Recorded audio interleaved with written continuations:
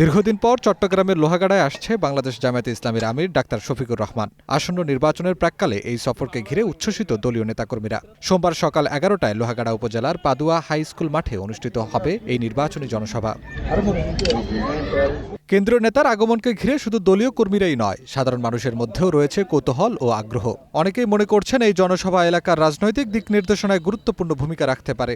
এমনভাবে উৎসাহ উদ্দীপনা চলতেছে, এখানে লাখ লাখ লোকান্বিত হয়ে যাবে, জনসভা জনসমুদ্রে পরিণত হয়ে যাবে। সাধারণ ছাত্র জনতা এবং হিন্দু বৌদ্ধ খ্রিস্টান সবার কাছে অত্যন্ত উৎসাহের সহিত সবাই অপেক্ষা করতেছেন আমিরে জামাতকে ডাক্তার শফিকুর রহমানকে অভ্যর্থনা জানানোর জন্য। আমি আশা করি সুশৃঙ্খলভাবে পদুয়া মাঠে একটা ঐতিহাসিক সমাবেশ হবে। জনসভাকে সফল করতে ইতোমধ্যে সার্বিক প্রস্তুতি সম্পন্ন করেছে জামায়াতে ইসলামী। স্থানীয় নেতাদের প্রত্যাশা, এই জনসভা নির্বাচনী মাঠে ইতিবাচক প্রভাব ফেলবে। এখানে ঘরে কোনো মানুষ থাকবে বলে আমার কাছে মনে হয় না, আর ঘরে কোনো মানুষ না থাকলে এটা লাখ দিয়ে বলা সম্ভব না।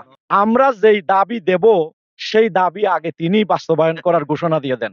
সুতরাং আশা করি এরকম কোনো দাবি আমাদের লিডারকে দিতে হবে না। এই এলাকার কি আছে উনি স্টাডি করে আসবেন, আপনাদের মনের কথাগুলো উনি তুলে ধরবেন ইনশাআল্লাহ। আসন্ন ত্রয়োদশ জাতীয় সংসদ নির্বাচনের আগে অনুষ্ঠিত হতে যাওয়া এই জনসভা নিয়ে রাজনৈতিক অঙ্গনে বাড়ছে আলোচনা। সব মিলিয়ে লোহাগাড়ায় নজর কাড়া এক রাজনৈতিক কর্মসূচির অপেক্ষায় স্থানীয় বাসিন্দারা। আফরাজ জামিন, গ্রিন নিউজ ডেস্ক।